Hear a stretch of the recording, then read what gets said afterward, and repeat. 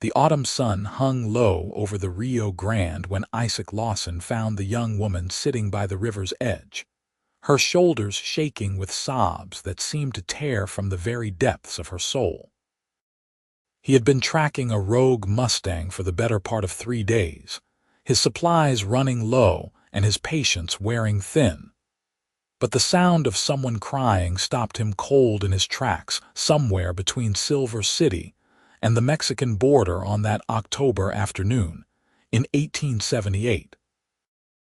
Isaac dismounted from his paint, gelding slowly, careful not to startle her. The woman's dress was torn at the hem, her dark hair falling loose from what had once been a neat bun, and mud stained her once white petticoat. She sat with her knees drawn up, face buried in her arms, completely unaware of his presence or perhaps too lost in her grief to care. "Miss." His voice was quiet, roughened by days of silence and dust. "Are you hurt?" The woman's head snapped up, revealing a face streaked with tears and dirt. Her eyes were a startling shade of green, wide with fear and something deeper, something that looked like the kind of pain that comes from betrayal. She scrambled backward, her hands sinking into the muddy riverbank. "Stay back," she warned, though her voice trembled. "I have a knife."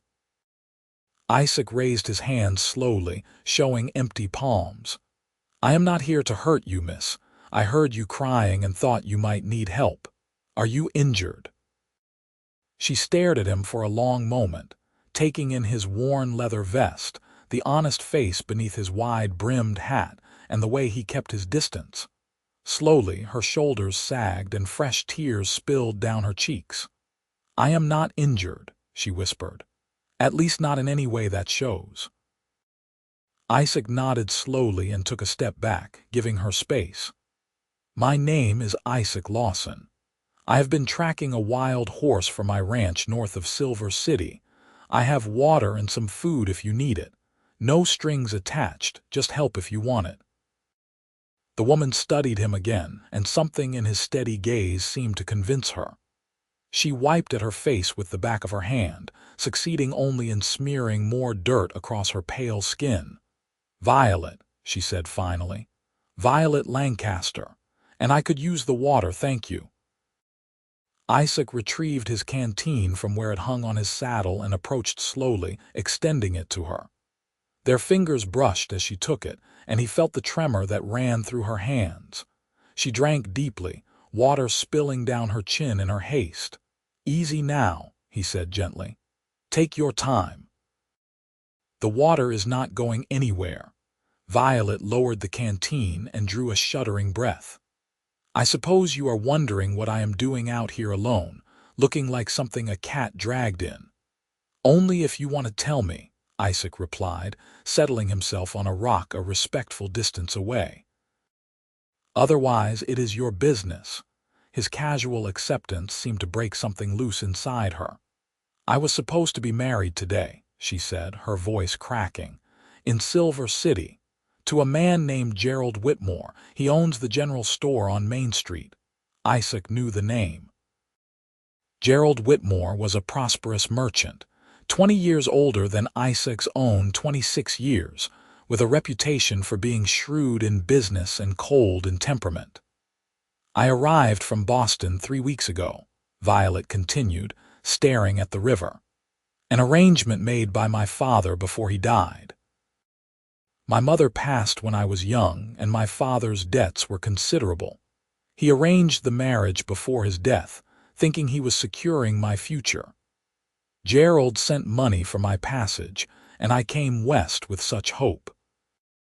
I thought perhaps I could make a good life here, that perhaps Gerald and I could build something together." She laughed bitterly. "What a fool I was. The moment I arrived, I realized Gerald did not want a wife. He wanted a servant. Someone to cook and clean his house, to manage his household, to give him an air of respectability. There was no kindness in him, no warmth. But I had nowhere else to go, no money to return to Boston even if I wanted to. So I told myself I would make the best of it." Isaac listened without interruption, his blue eyes never leaving her face. This morning I discovered the truth, Violet said, her voice dropping to barely above a whisper. I overheard Gerald talking to his business partner. He was laughing about how cheaply he had acquired a wife, how I would work for nothing more than room and board, how I was young enough to give him sons to inherit his business, but old enough at 23 to be desperate for marriage. He said I was plain enough that I would be grateful for any attention he chose to give me. Tears streamed freely down her face now.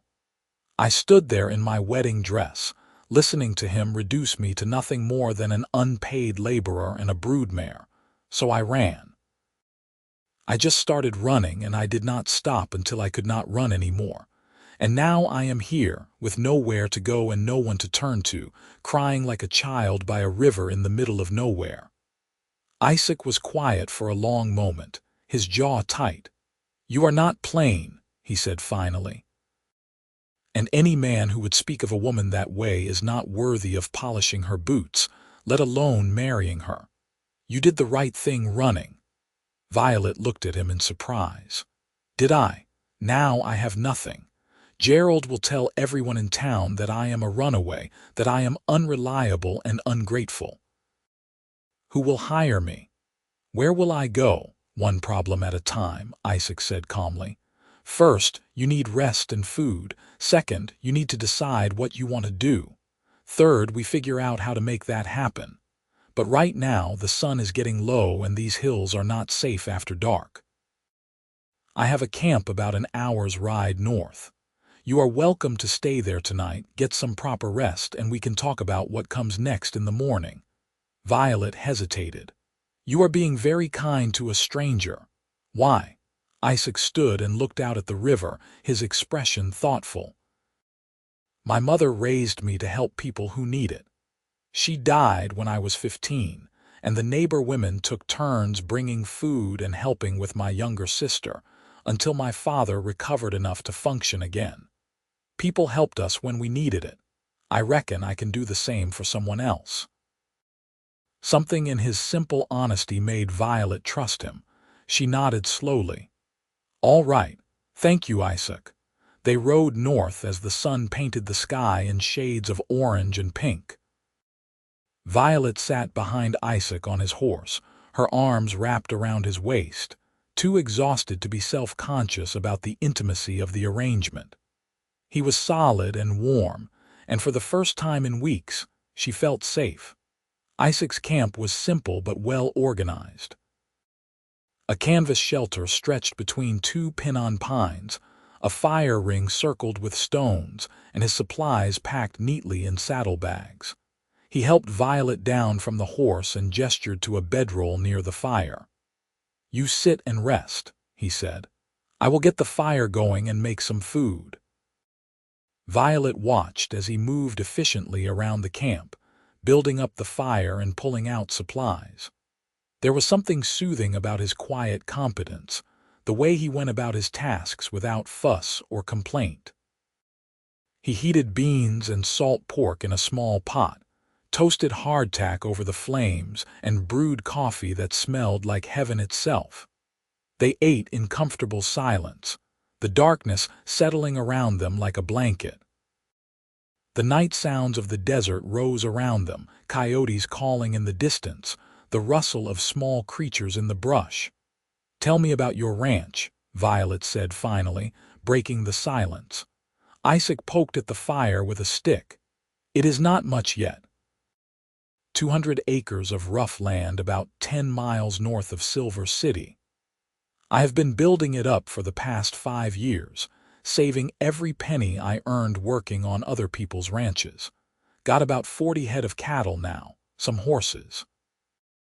I do most of the work myself, though I hire extra hands during roundup. It is hard work, but it is mine, you know. Something I built with my own 2 hands." There was pride in his voice, but also a kind of loneliness that Violet recognized.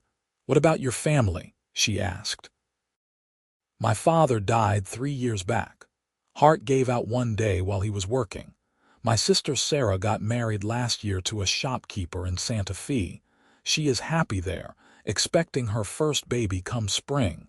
I see her a few times a year when I can make the trip. So you are alone on your ranch? Isaac nodded. Mostly.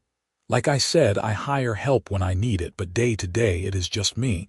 I do not mind the solitude most of the time. Gives a man time to think. Violet stared into the fire. I have never been alone before. In Boston, I lived with my father in a boarding house run by Mrs. Chen. There were always people around, always noise and activity. Then I came here and Gerald had me staying in a room above his store. I thought I would hate the quiet of the West, but I have found there is something peaceful about it. It grows on you, Isaac agreed. The space, the sky. Back east, everything feels crowded, hemmed in. Out here, you can breathe. They talked late into the night, sharing stories of their lives with the easy intimacy of two people who had nothing to lose. Violet told him about growing up in Boston, about her mother who died of consumption when Violet was 8, about her father's slow descent into gambling and debt. Isaac spoke of learning to rope and ride from his father, of the dream of owning his own land that had driven him since he was a boy. Finally, when the fire had burned down to embers and Violet could barely keep her eyes open, Isaac stood and retrieved a second bedroll from his supplies. You take the shelter, he said. I will sleep out here by the fire. I cannot take your bed, Violet protested. You can and you will, Isaac said firmly but gently. You have been through enough today. Get some rest. We will figure things out in the morning. Too tired to argue, Violet crawled into the shelter and wrapped herself in the blanket that smelled like saddle leather and wood smoke. As she drifted off to sleep, she could see Isaac's silhouette by the fire, keeping watch. For the first time since arriving in New Mexico territory, she felt something like hope. Morning came with the smell of coffee and bacon. Violet emerged from the shelter to find Isaac already up and cooking breakfast. He greeted her with a nod and a tin cup of steaming coffee. Sleep all right? He asked.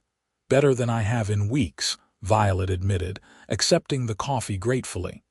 Thank you, Isaac, for everything. He shrugged, uncomfortable with the gratitude. Anyone would have done the same. No, Violet said quietly. They would not have. You are a good man, Isaac Lawson. They ate breakfast in the cool morning air, the desert coming alive around them with birdsong and the rustle of wind through the sage. I have been thinking, Isaac said as he cleaned the pan with sand, about your situation. You need work and a place to stay. I need help on the ranch. The house needs a woman's touch, honestly. I have been living like a bachelor for too long, eating beans out of a can and letting the dust pile up. If you were willing to cook and keep house, do some of the lighter ranch work maybe, I could pay you wages. Room and board plus $30 a month. Violet stared at him. You are offering me a job. A fair day's pay for a fair day's work, Isaac said, meeting her eyes. I know people might talk, a single woman living on a ranch with a single man, but your reputation is already going to take a hit from running out on Gerald.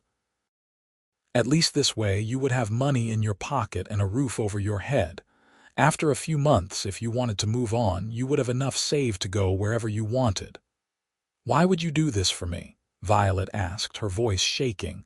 Isaac was quiet for a moment. Honestly, I have been lonely out there by myself. It would be nice to have someone to talk to at the end of the day. And like I said last night, you did the right thing running from Gerald. I respect that.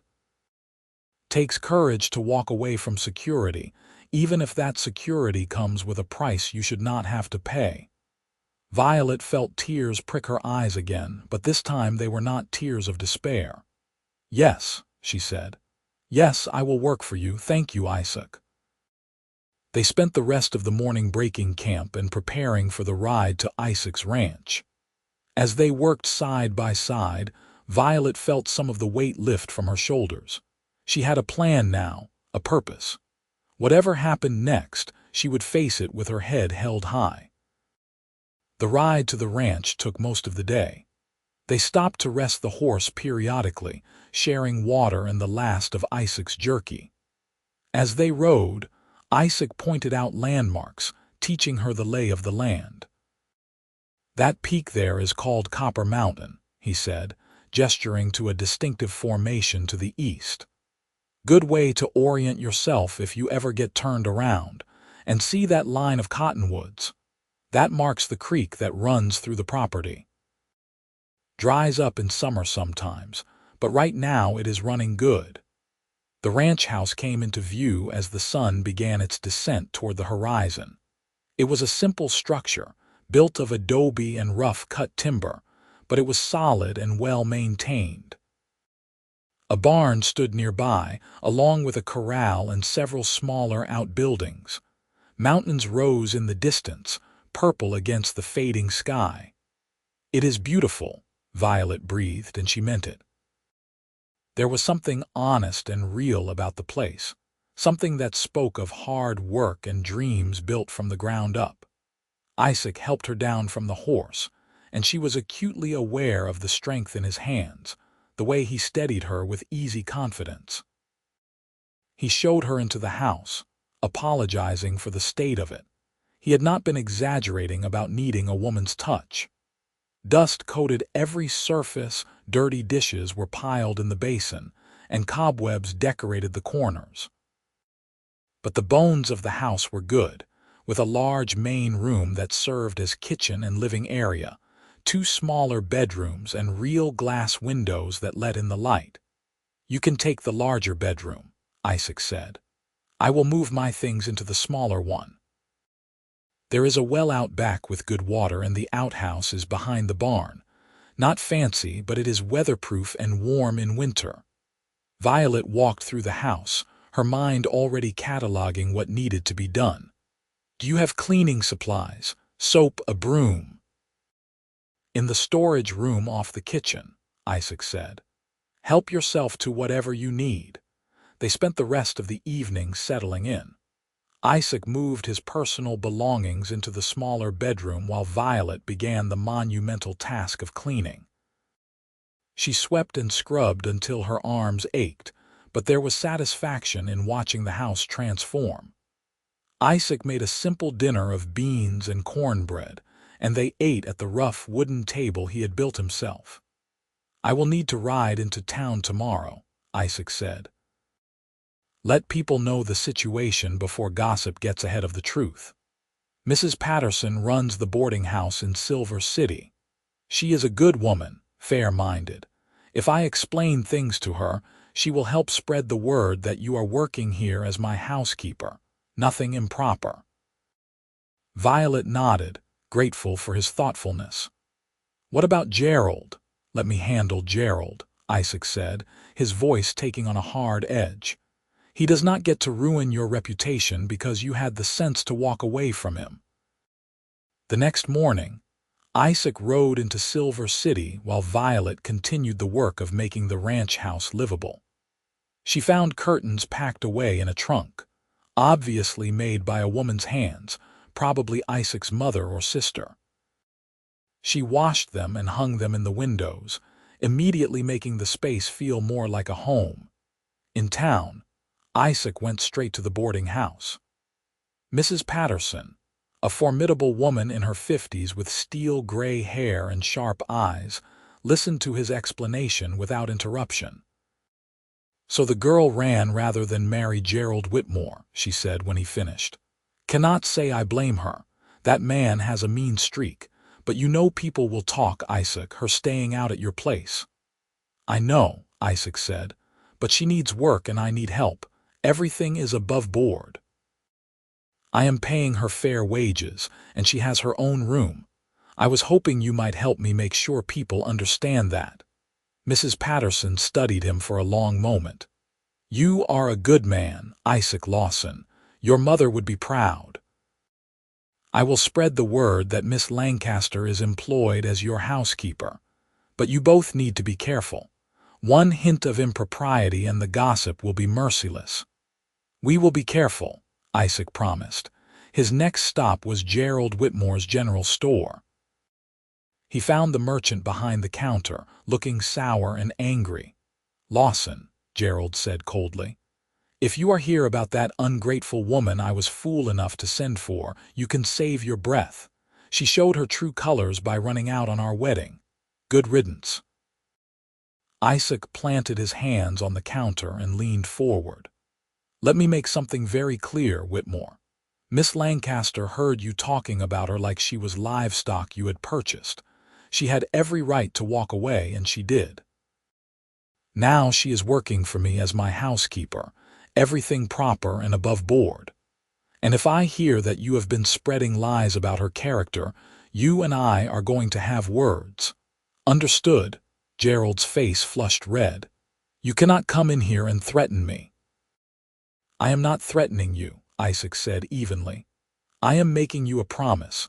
Violet Lancaster is under my protection now. You leave her be." He turned and walked out before Gerald could respond, satisfaction warming his chest. Let the man chew on that for a while. When he returned to the ranch that afternoon, he found the house transformed. Violet had worked miracles with soap and water. The floors gleamed, the windows sparkled, and the smell of fresh bread filled the air. "You have been busy," he said, unable to keep the admiration from his voice. Violet wiped her hands on an apron she had found. "It felt good to work, to do something productive. I made bread and stew for dinner. I hope that is all right." "More than all right," Isaac said. "Smells like heaven. How did it go in town?" He told her about his conversations with Mrs. Patterson and Gerald. Violet's eyes widened when he described his confrontation with the merchant. "You stood up for me," she said softly. "Of course I did," Isaac replied, as if it were the most natural thing in the world. "You work for me now. That makes you part of this ranch. I protect what is mine." The word sent a warm flutter through Violet's chest, though she tried to ignore it. Isaac was her employer, nothing more. She could not afford to let herself feel anything else, no matter how kind he was or how safe she felt when he was near. The days settled into a rhythm. Isaac worked the ranch, tending the cattle and horses, mending fences, and handling the 100 tasks that came with running a spread. Violet kept the house, cooked meals that made Isaac close his eyes in appreciation, and gradually began helping with the lighter ranch work. She learned to feed the chickens Isaac kept, to collect eggs, to tend the small vegetable garden that had gone wild without care. In the evenings, they would sit on the porch and talk as the sun set, sharing stories and observations about their days. Isaac taught her about the land, pointing out different plants and their uses, showing her how to read the weather in the clouds. Violet told him about books she had read, about life in Boston, about her dreams of what she wanted from life. "I always wanted to matter," she said one evening, her voice thoughtful. "Not just exist, but matter, make a difference in some way. When my mother died, I helped raise the other children in the boarding house. Mrs. Chen would take in families who had nowhere else to go, and I would help with the little ones. That felt like mattering. But then my father's debts caught up with us, and Mrs. Chen could not afford to keep us. That was when Father arranged the marriage with Gerald. You matter," Isaac said quietly. "You have made this place into a home in just a few weeks. That matters to me." Their eyes met in the fading light, and something passed between them, something neither was quite ready to name. As October turned to November, the work continued. Isaac hired 2 ranch hands for fall roundup, young men who were polite to Violet and respectful of the situation. She cooked for the crew, rising before dawn to prepare hearty breakfasts and packing lunches for them to take into the range. One of the hands, a lanky kid named Tom, could not seem to stop staring at Violet. Isaac found it irritating, though he tried not to examine why too closely. When Tom lingered after dinner one evening, trying to make conversation with Violet, Isaac interrupted. Tom, we have an early start tomorrow. Best get some sleep. Tom looked between Isaac and Violet, then nodded. Yes, sir, Mr. Lawson. Good night, Miss Lancaster. After he left, Violet raised an eyebrow at Isaac. That was a bit abrupt. Was it? Isaac said, suddenly finding great interest in his coffee cup. Did not mean to be. Violet hid a smile. If she did not know better, she would think Isaac was jealous. The thought warmed her more than it should have. The roundup took 2 weeks of hard, grueling work. Isaac was gone from dawn until well after dark, coming home exhausted and covered in dust. Violet would have hot water ready for him to wash, a good meal waiting, and a quiet presence that somehow made the exhaustion worthwhile. One evening he came home to find her in the kitchen, moving stiffly and favoring her right side. He frowned. What happened? Nothing, Violet said too quickly. I am fine. Isaac crossed the room in 3 long strides and gently caught her arm. Violet, what happened? She sighed. One of the horses got spooked while I was putting feed in the barn. Knocked me into the wall. It is just a bruise, nothing serious. Let me see. Isaac, I am fine. Let me see, he repeated, his voice brooking no argument. Reluctantly, Violet lifted the side of her shirt just enough to show the dark purple bruise spreading across her ribs. Isaac sucked in a breath. You could have broken ribs. You need to see a doctor. We cannot afford to ride all the way to town for a bruise, Violet protested. Besides, nothing is broken. I can breathe fine. It just hurts. Isaac's jaw was tight. Which horse? It was not his fault. He was just scared. Please do not punish him. The fact that her first thought was to protect the animal made Isaac's chest tighten. I am not going to punish him. But you need to be more careful. These animals are big and they are strong. If something happened to you. He trailed off, realizing what he had been about to say.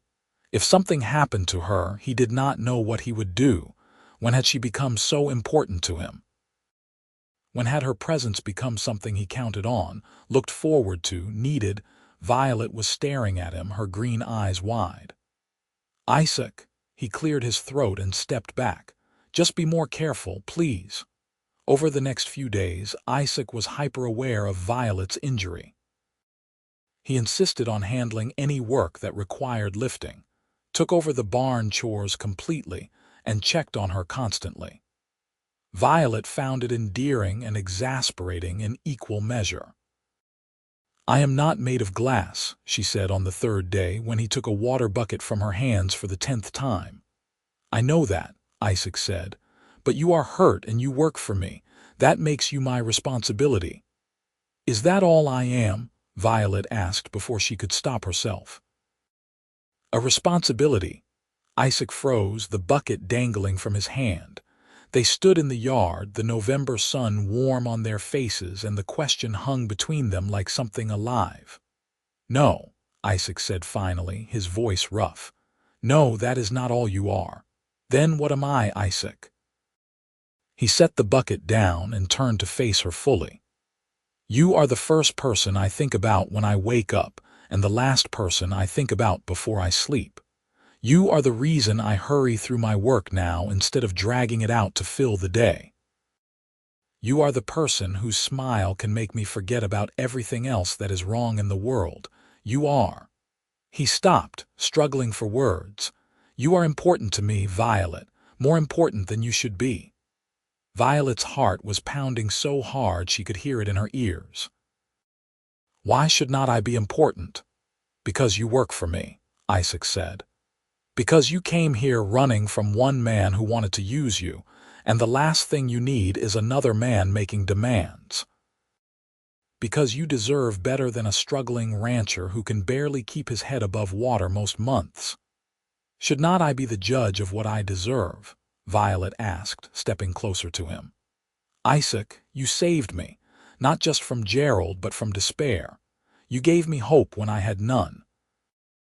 You have shown me nothing but kindness and respect. You have made me feel valued and safe. How can you think that is not enough? Violet, he breathed, and then she was in his arms, his lips finding hers in a kiss that felt like coming home. They broke apart, both breathing hard, and Isaac rested his forehead against hers. "I have been trying so hard not to fall in love with you," he admitted, "but I have failed completely." "Thank God," Violet whispered, "because I have been falling in love with you since the day you found me by the river." They stood there in the yard, holding each other, and for the first time in her life, Violet felt like she was exactly where she belonged. That evening, they talked for hours about what came next. Isaac was adamant that they do things properly, that Violet's reputation be protected. "I want to court you," he said, "properly, with everyone knowing my intentions are honorable. And then, when enough time has passed that no one can accuse you of jumping from one man to another, I want to marry you, if you will have me." Violet laughed, joy bubbling up inside her. "Are you proposing, Isaac Lawson?" "Not yet," he said with a grin. "When I propose, it will be special, with a ring and everything. But I am telling you my intentions, so you know where my heart is." "My heart is in the same place," Violet assured him. They agreed to wait a few months before announcing their courtship officially, to let the gossip about Gerald die down first. But privately, their relationship deepened. They stole kisses when they thought no one was watching, held hands across the dinner table, and talked late into the night about their dreams for the future. Winter came to New Mexico territory, bringing cold nights and occasional snow. Violet had never experienced a desert winter before, and she marveled at how the snow transformed the landscape into something magical and strange. On Christmas Eve, Isaac rode into Silver City and returned with a small package wrapped in brown paper. He presented it to Violet that evening as they sat by the fire. "It is not much," he said, suddenly shy, "but I wanted you to have something special." Violet unwrapped the package to find a beautiful shawl, woven in shades of blue and green that matched her eyes. She gasped, running her fingers over the soft wool. "Isaac, it is beautiful, but this must have cost a fortune." "You are worth a fortune," he said simply. "Merry Christmas, Violet." She threw her arms around him, burying her face in his shoulder. "I love you," she whispered. "I love you so much." "I love you too," he replied, holding her close. "More than I knew it was possible to love someone." The new year of 1879 brought changes. In January, Isaac formally announced to the town that he was courting Violet Lancaster. There were some raised eyebrows and a bit of gossip, but Mrs. Patterson's support and Isaac's reputation as an honest man went a long way towards smoothing things over. Gerald Whitmore made a few snide comments, but they fell on deaf ears. Most people in Silver City had figured out what kind of man he was, and Violet's narrow escape was seen as good fortune rather than scandal. Violet threw herself into life on the ranch with renewed energy. She learned to ride properly, started keeping detailed records of the ranch's expenses and income, and even helped with branding during spring roundup. Isaac marveled at her adaptability, her willingness to learn and work hard. "You were made for this life," he told her one evening as they rode back from checking on the cattle. "It is like you were always meant to be here." "I think I was," Violet agreed. "Everything before this feels like it was leading me to you, to this place, even the bad parts." In April, on a warm spring evening with wildflowers blooming across the desert, Isaac asked Violet to ride out to the creek with him. They dismounted near a bend in the water where cottonwoods provided shade, and the sound of flowing water created a peaceful backdrop. Isaac took both of her hands in his expression serious and tender. "Violet Lancaster, you came into my life when I did not even know I was lonely. You have filled this ranch with warmth and laughter. You have made me believe in the possibility of happiness. of building a life with someone who matters more than anything else in the world. I love you more than words can express, and I want to spend the rest of my life showing you how much you mean to me." He pulled a small box from his pocket and dropped to one knee. Inside the box was a simple gold band set with a small but perfect sapphire. "Will you marry me, Violet? Will you be my wife and my partner in all things?" Tears streamed down Violet's face as she nodded, unable to speak. Finally, she managed to choke out, "Yes. Yes, 1,000 times yes." Isaac slipped the ring onto her finger and stood, sweeping her into his arms and spinning her around. Their laughter echoed across the desert as he set her down and kissed her, long and deep and full of promise. They were married on a Saturday in June at the small church in Silver City. Mrs. Patterson helped Violet make a simple but elegant dress of cream-colored cotton with lace trim. Sarah traveled from Santa Fe with her husband and new baby daughter to attend. The church was full of people from town and neighboring ranches, all there to celebrate the union. The ceremony was simple and heartfelt. When the preacher asked if Isaac took Violet to be his lawfully wedded wife, his "I do" rang out clear and strong, and there was not a dry eye in the church when he kissed his bride. The reception was held in the yard of the boarding house, with tables laden with food and a fiddle player providing music. Isaac and Violet danced together as the sun set, lost in each other and the joy of the moment. "I never thought I could be this happy," Violet whispered as they swayed together. "When you found me by that river, I thought my life was over, but it was just beginning." "Our life is just beginning," Isaac corrected, pulling her closer. "And I intend to make sure every day of it is better than the last." They spent their wedding night at the ranch, in the house that had become their home. Isaac carried Violet over the threshold, both of them laughing at the tradition, and then he set her down gently and cupped her face in his hands. "I love you, Violet Lawson," he said. "That is going to be the truest thing I ever say." "I love you, Isaac," she replied. "Thank you for finding me. Thank you for seeing me when I felt invisible." Their first year of marriage was everything Violet had dreamed of and more. She and Isaac worked side by side, building the ranch into something prosperous and strong. They added more cattle, improved the house with the profits, and became known throughout the territory for raising quality stock. But more than the material success, it was the partnership that made their marriage thrive. They made decisions together, supported each other through challenges, and never lost the habit of talking late into the night, sharing their thoughts and dreams. In the spring of 1880, Violet discovered she was pregnant.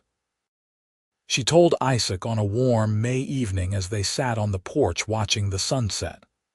"I have news," she said, trying to keep her voice casual. Isaac looked at her, immediately picking up on the undercurrent of excitement. "What kind of news?" "The kind that involves us needing to build a cradle in about 6 months." For a moment, Isaac just stared at her. Then understanding dawned and his face lit up with pure joy. "Are you saying what I think you are saying?" Violet nodded, tears of happiness in her eyes.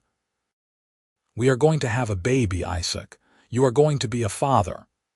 He let out a whoop that probably carried all the way to town and swept her into his arms, careful to be gentle but unable to contain his excitement. "This is the best news, the very best news. How are you feeling?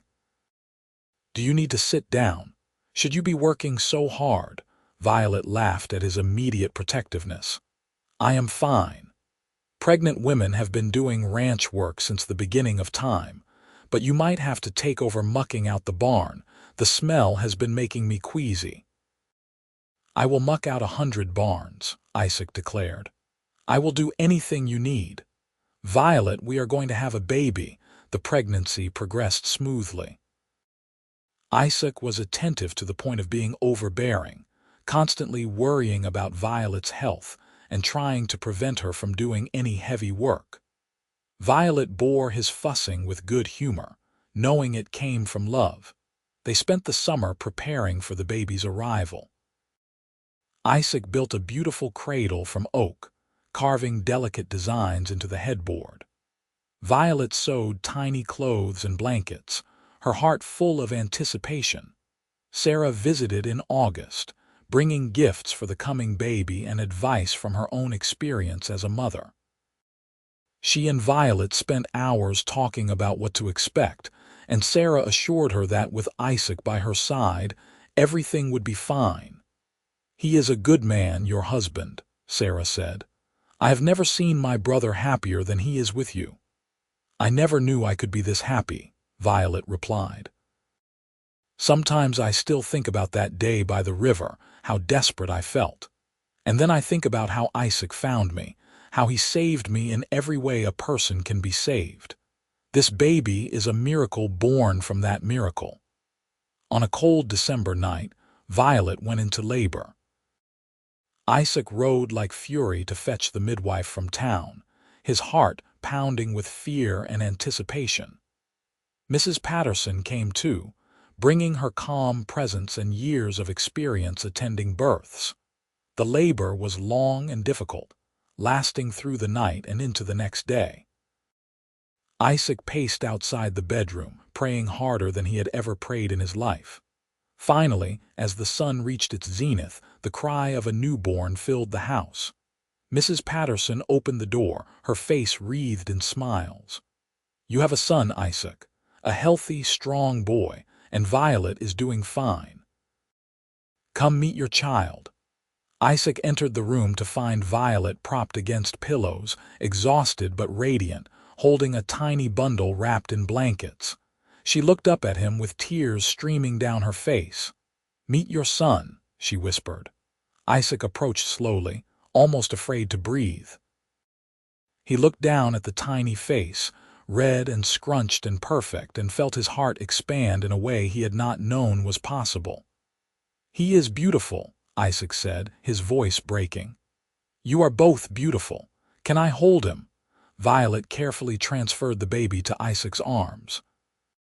He held his son with infinite tenderness, this tiny person who was half him and half the woman he loved more than life itself. "What should we name him?" Violet asked. They had discussed names but had not settled on one. Now, looking at his son, Isaac knew.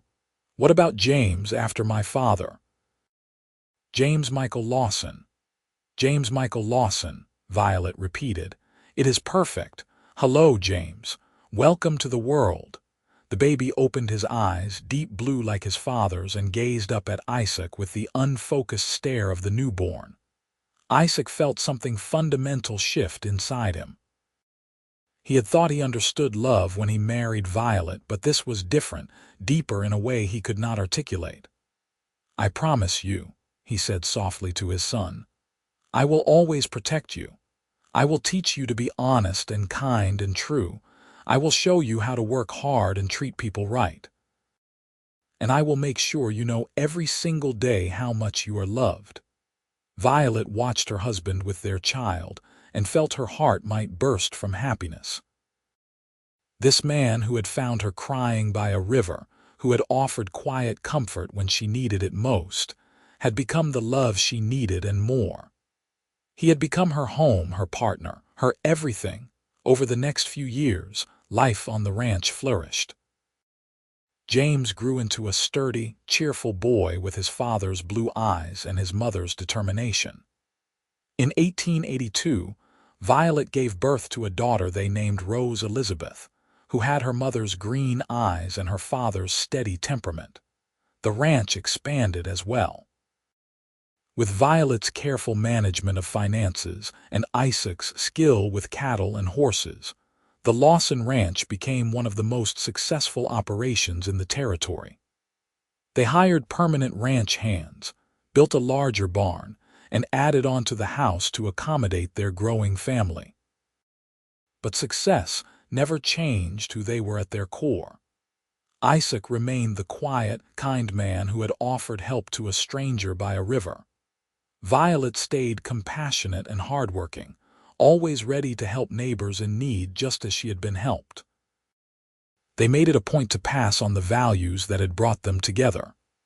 When James was old enough to understand, they told him the story of how they met, how his mother had been in trouble and his father had helped her. "The most important thing you can do in this life," Isaac told his son, "is to help people who need it. Your mother needed help, and I am grateful every day that I was there to give it, because helping her brought me the greatest blessing of my life." In 1885, the town of Silver City held a celebration for its 20th anniversary. The Lawson family attended, Isaac and Violet with their 2 children, now respected members of the community. Gerald Whitmore was there too, looking older and more sour than ever, his general store struggling as newer, better-run establishments opened in town. He approached Isaac at one point, his expression bitter. "You must be very proud of yourself, Lawson. Stealing my intended wife and making a success of yourself." Isaac looked at the man who had treated Violet so poorly and felt only pity. "I did not steal anyone, Whitmore. Violet made her own choice, and thank God she did. As for success, that comes from hard work and treating people right. You might try it sometime." He walked away without waiting for a response, returning to where Violet stood with their children. She looked up at him questioningly. "Gerald," she asked, still bitter. Isaac confirmed. "But that is his problem, not ours." Violet slipped her hand into his. "I feel sorry for him sometimes. He could have had a good life if he had just learned to see people as more than tools to be used." "His loss was my gain," Isaac said, pulling her close. "I got the life I was meant to have, and I would not change a single thing." As the years passed, the Lawson family continued to grow and thrive. In 1887, Violet gave birth to another son, whom they named Daniel. The ranch expanded further, and Isaac's reputation as a fair dealer and skilled rancher spread throughout New Mexico territory. But it was the small moments that mattered most to both of them. Evenings on the porch watching the sunset with their children playing in the yard. Sunday dinners with the whole family gathered around the table. Quiet conversations late at night when the children were asleep, and they could just be Isaac and Violet again, husband and wife, partners in all things. One evening in the spring of 1890, after the children had been put to bed, Isaac and Violet sat on the porch as they had done countless times before. The desert air was cool and sweet, carrying the scent of blooming sage. "You ever think about that day by the river?" Isaac asked. "When I found you crying, all the time," Violet admitted. "It was the worst day of my life and the best day of my life, all wrapped into one. The worst because I thought I had lost everything, the best because it led me to you." "I was so lonely before you came," Isaac said. "I did not even realize how lonely until I had you to compare it to. You filled spaces in my life I did not know were empty." Violet leaned her head on his shoulder. "We saved each other, I think. You gave me hope and a home when I had neither, and I gave you companionship and love. We built this life together, Isaac.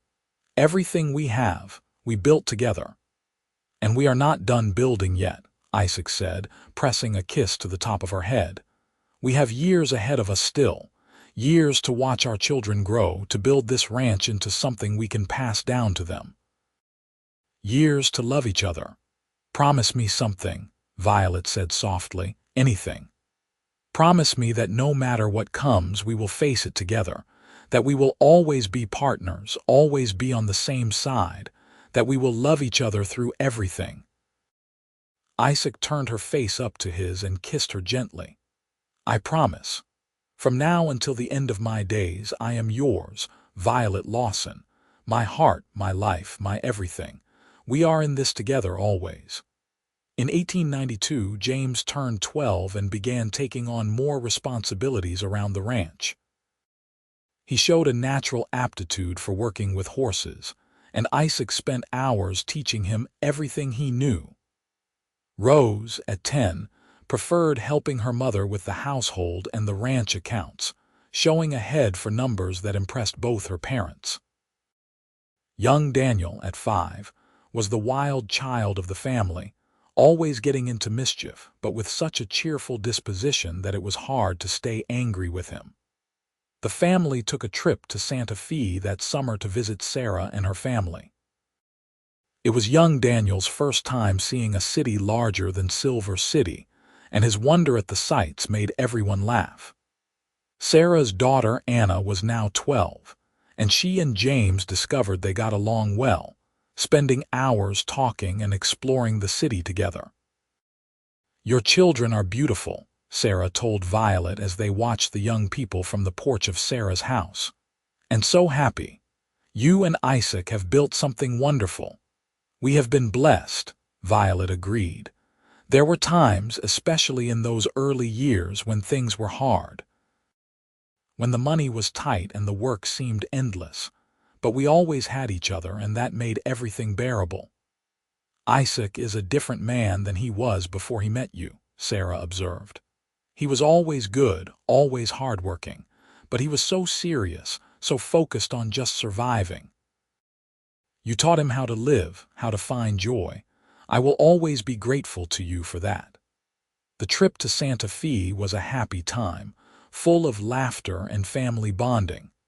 But Violet found herself glad to return to the ranch, to the wide open spaces and the life they had built.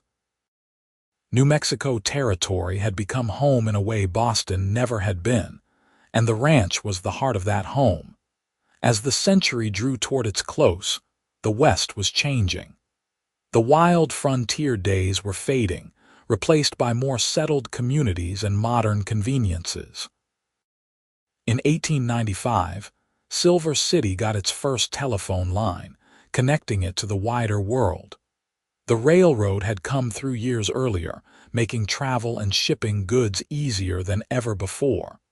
But some things remained constant. The land, harsh and beautiful in equal measure. The work of ranching, still dependent on skill and determination, and a willingness to rise before dawn and work until after dark. And the bond between Isaac and Violet, as strong as it had been the day they married, strengthened further by years of partnership and shared experiences. In the fall of 1897, they celebrated their 18th wedding anniversary. Their children had planned a surprise party, inviting neighbors and friends from town. The yard was decorated with lanterns, and tables were loaded with food. As the sun set and the lanterns were lit, casting a warm glow over the gathering, Isaac pulled Violet aside. "Walk with me," he asked, offering his hand.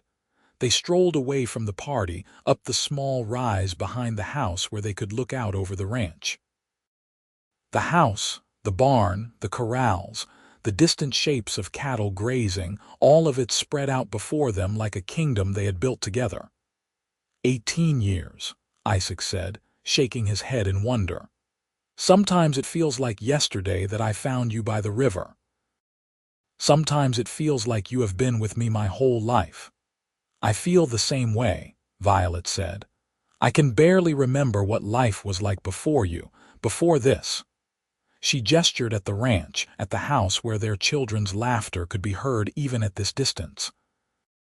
"I want you to know," Isaac said, turning to face her, "that I would do it all over again.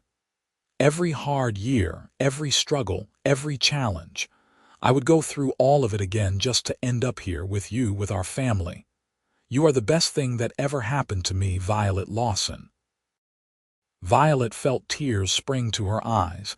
Even after all these years, Isaac could still move her to tears with his simple, heartfelt words. "And you are the best thing that ever happened to me. You saved me, Isaac, not just that day by the river, but every day since. You saved me by showing me what love really is, what partnership really means. You saved me by building this life with me. They kissed as the stars began to emerge in the darkening sky, two people who had found each other against all odds and built something beautiful together. As the new century approached, the Lawson family prepared for changes. James, now 18, had expressed interest in expanding the ranch's horse breeding program. He had a gift for working with difficult horses, and several neighboring ranches had already approached him about training their animals. Isaac and Violet supported his ambitions, proud of the man their eldest son was becoming. Rose, at 16, had decided she wanted to become a teacher. She had been helping teach some of the younger children in the area their letters and numbers, and she had discovered a passion for education. She planned to attend the normal school in Santa Fe the following year, and though Violet would miss her terribly, she was proud of her daughter's ambition. Daniel, at 11, was still figuring out his path. He loved the ranch but was also fascinated by the new technologies starting to appear. He devoured any book or magazine he could find about inventions and engineering, talking excitedly about automobiles and flying machines, and all the wonders the new century might bring. On the last night of the 19th century, the Lawson family gathered on their porch to watch the stars and reflect on all that had passed. Isaac had his arm around Violet, their children surrounding them, and he felt a profound sense of contentment. "What do you think the new century will bring?" Rose asked, always the thoughtful one. "Change," Isaac said. "Things are moving faster now than they ever did before. There will be new challenges, new opportunities. But as long as we hold on to what matters, to family and honesty and hard work, we will be fine." "What about you, Ma?" James asked. "What do you think?" Violet was quiet for a moment, her eyes on the stars. "I think about how different my life could have been. If your father had not found me that day, if he had not offered help to a stranger, if we had not fallen in love, I could have ended up anywhere, doing anything. But instead, I am here with all of you, living a life beyond anything I could have imagined. That is what I think about when I think of the future. Not what might happen, but how grateful I am for what has happened." Isaac squeezed her shoulder, and she turned to smile at him, that smile that still made his heart skip after nearly 20 years of marriage. As the new century dawned, bringing with it all the promise and uncertainty of a changing world, the Lawson family faced it together. They had been built on a foundation of compassion and love, of one person helping another in their darkest hour, and that foundation proved strong enough to weather anything. James did expand the horse breeding program, and within 5 years, Lawson horses were sought after throughout New Mexico and Arizona. He married a local girl in 1902, a spirited young woman named Catherine who loved horses as much as he did, and they gave Isaac and Violet their first grandchildren, twin boys born in 1904. Rose became a teacher, just as she had planned, and eventually opened a small school on the ranch property to serve the children of the area. She married one of the other teachers from Santa Fe in 1905, a gentle man who adored her, and they settled near the ranch to be close to family. Daniel surprised everyone by becoming a veterinarian, one of the first in the territory. He studied at a new veterinary college in Colorado and returned to Silver City to practice, bringing modern medical knowledge to the treatment of livestock and horses. He married late, at 30, to a widow with 2 children of her own, and they built a happy blended family. Through it all, Isaac and Violet remained the center of their expanding family. They were the grandparents who always had time for a story or a treat, the parents who gave wise counsel when asked, the couple whose enduring love served as an example to everyone who knew them. In 1912, New Mexico became a state rather than a territory, and the Lawson family attended the statehood celebration in Santa Fe. Isaac was 60 years old now, his hair more gray than brown, but still strong and capable. Violet, at 53, had a few silver threads in her dark hair and lines around her eyes from years of squinting against the desert sun. But she was as beautiful to Isaac as she had been the day he found her crying by the river. As they stood watching the celebration, Violet leaned close to Isaac. "Can you believe we have been here to see all of this? The end of the frontier, the beginning of a new state. We have lived through so much history." "We have made our own history," Isaac replied. "That is what I am most proud of. Not the big events, but the small ones. The family we built, the life we created. That is the history that matters."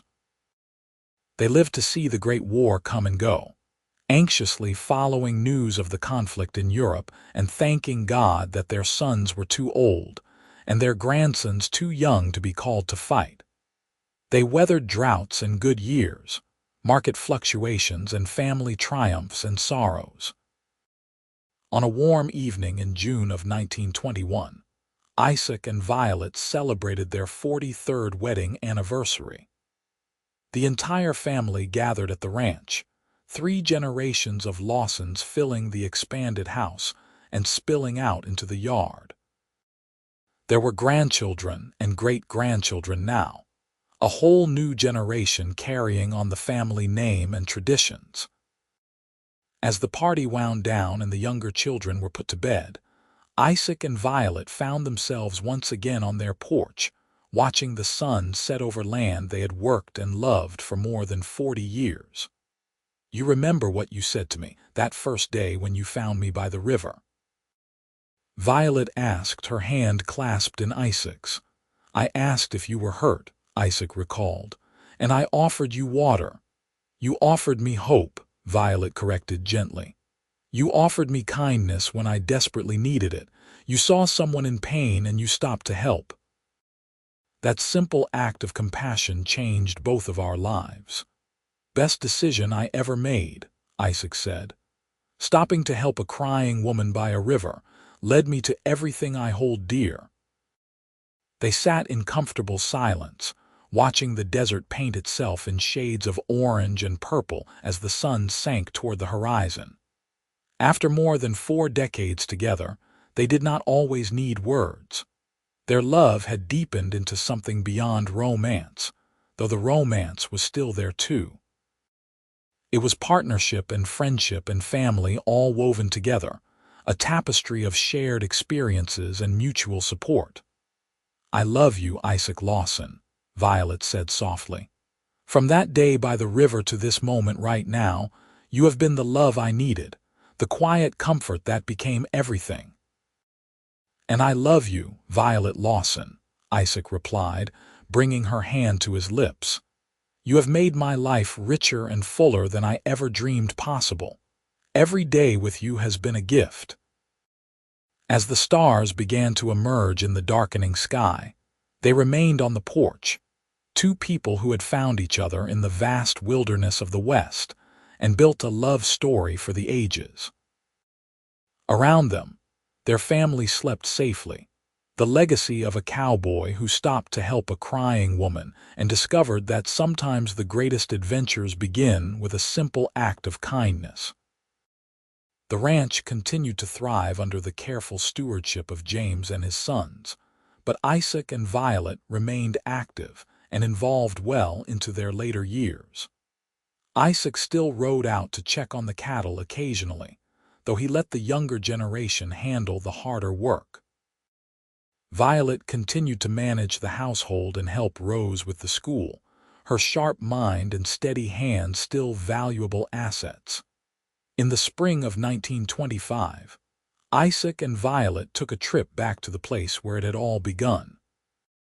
They rode out to the stretch of the Rio Grande, where Isaac had found Violet crying all those years ago. The cottonwoods had grown taller, the landscape had changed in small ways, but the river still flowed, and the desert still stretched endlessly in all directions. They dismounted and stood at the water's edge, both lost in memories of that fateful day 47 years earlier. "I was so scared," Violet said, staring at the river. "So lost and alone. I thought I would never be happy again." "And now?" Isaac asked, though he knew the answer. "Now I am the happiest woman alive," Violet said, turning to smile at him. "Because a kind cowboy stopped to help a stranger, and that changed everything." Isaac pulled her into his arms, holding her close as he had done thousands of times over the decades. "I would find you again, you know. In any lifetime, under any circumstances. I would always find you, and I would always stop to help. Because you are my destiny, Violet. You always were." They returned to the ranch as the sun began to set. Riding side by side through the desert they both loved, heading home to the family they had built together. Whatever the future held, they would face it as they had faced everything else in their lives together. Hand in hand, heart to heart, partners in all things. As they rode through the ranch gates and saw the lights of home glowing in the twilight, Violet felt a profound sense of gratitude wash over her. She had been found by the river, comforted in her darkest hour, and loved beyond measure for nearly half a century. It was a love story that had started with tears and transformed into something beautiful and enduring. Isaac helped her down from her horse, and they walked toward the house together, his arm around her waist, her head resting on his shoulder. Through the windows, they could see their family moving about inside, preparing dinner, tending to children, living the lives that Isaac and Violet's love had made possible. "We did good, did not we?" Isaac asked, pausing to look at the scene before them. "We did very good," Violet agreed. "We built something lasting, something real." They went inside to join their family, to share a meal and laughter and stories, to bask in the warmth of the love that surrounded them. And later that night, lying in bed with Isaac's arms around her, Violet thought about the young woman who had sat crying by a river, certain her life was over. That woman could never have imagined this, she thought. This beautiful, full, rich life. This love. This family. This home. But it had all been possible because one man had chosen kindness over indifference, had stopped to offer comfort to a stranger. That simple choice had rippled outward, creating waves that touched multiple generations, building a legacy of love and compassion that would endure long after they were gone.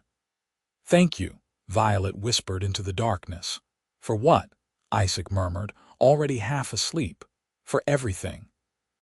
For stopping, for caring, for loving me." Isaac tightened his arms around her. "Always," he said simply. "Always and forever." They lived out their days in contentment and peace, surrounded by the family they had created and the land they had nurtured. Isaac passed away in his sleep in the winter of 1932, at the age of 80, Violet holding his hand. She followed him 3 months later, unable or unwilling to live long without her partner of 54 years.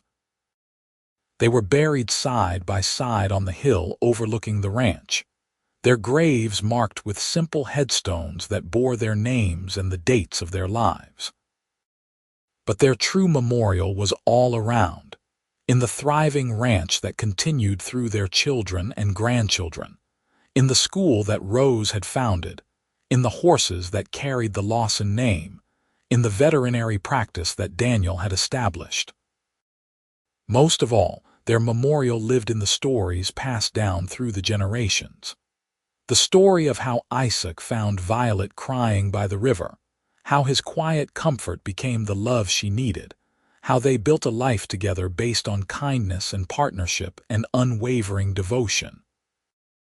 Their great-great-grandchildren would hear that story and understand that love can come from the most unexpected places, that compassion can change lives, that two people who choose each other every day can create something that lasts far beyond their own lifetimes. The ranch still stands today, though it has changed hands several times over the decades. But locals still tell the story of Isaac and Violet Lawson, the cowboy and the runaway bride who found each other by a river and built a love story for the ages. It is a story of the Wild West, of harsh land and harder times, but more than that, it is a story of human kindness, of love that endures, of two souls who found exactly what they needed in each other. And on quiet evenings when the sun sets over the New Mexico desert, painting the sky in shades of orange and gold, some people swear they can still see two figures on the hill overlooking the ranch, standing together and watching over the land they loved, their love as eternal as the desert itself.